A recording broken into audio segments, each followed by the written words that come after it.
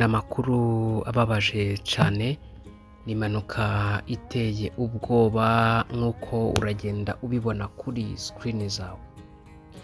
Ni impanuka ikomeje gutera abantu benshi ubwoba.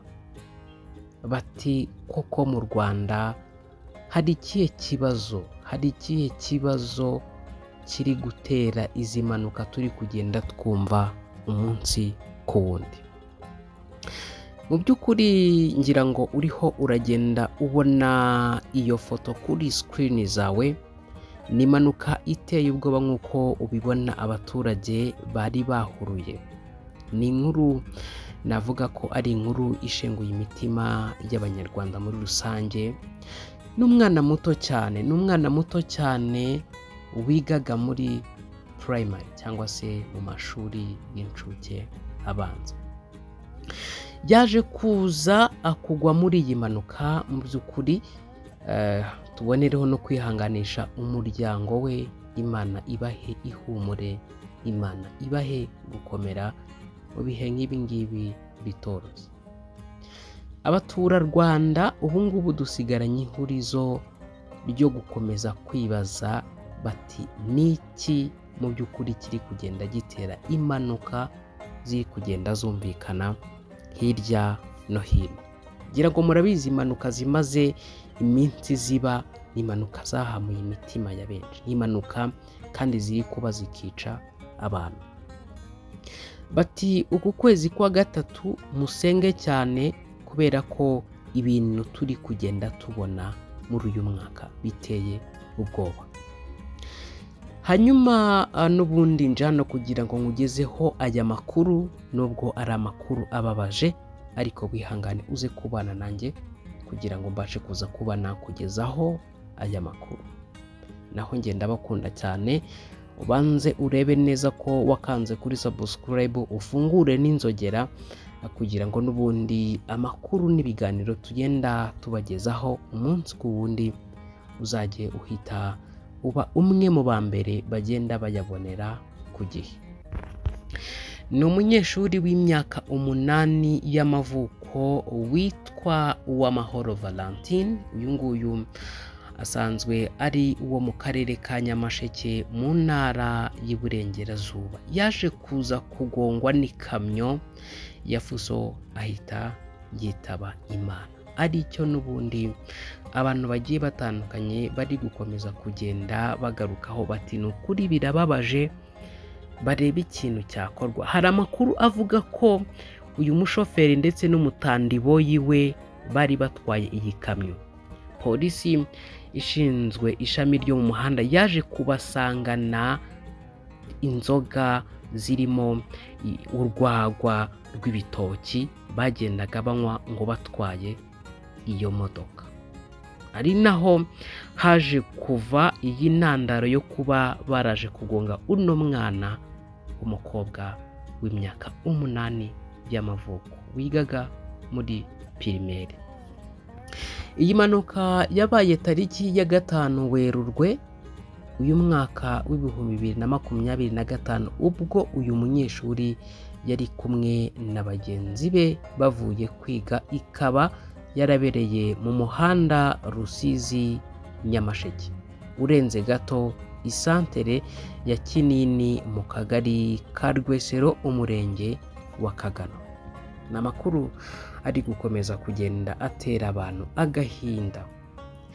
Inkuru dukesha ikinyamakuru Igihe ivuga ko ku isaha ya saa 11 ubwo abanyeshuri bari bavuye ku ishuri bageze ahitwa kuri Konsaseri, maze iyi kamyo yari ifite umuvuduko mwinshi ihita igonga uyu mwana w'umunyeshuri nyakwigendera.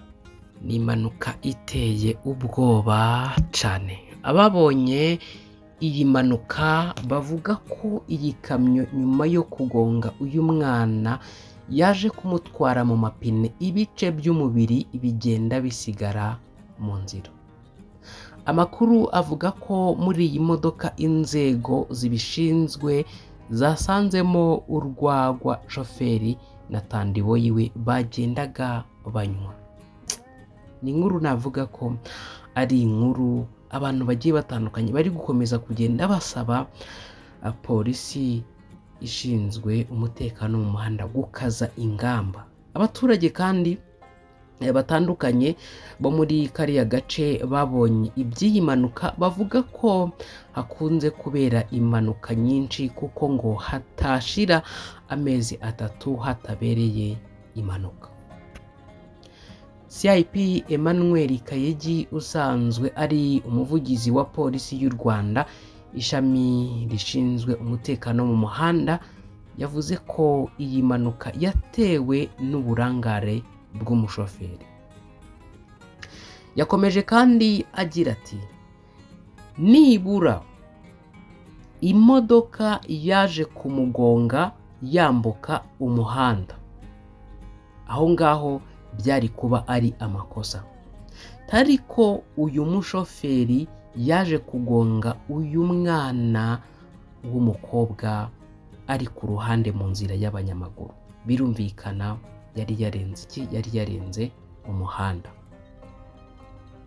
Ati ibi byose byaturutse ahanini ku kuba uyu mushoferi yari yasinze, ari nacyo cyamuteye kurangara agonga uyu mwana nyakwigendera, dore ko yari yanasatiriye inkombe z'umuhanda aho umwana yagendaga. CIP Emmanuel Kayigi yakomeje avuga ko icyifuzo cy'abaturage basaba ko aho iyi mpanuka yabereye hashyirwa ibyapa bigaragaza ko hari hafi y'ikigo cy'ishuri mu rwego rwo gukumira impanuka kigiye gusuzumwa, kugira ngo ubwo nta cyari gihari.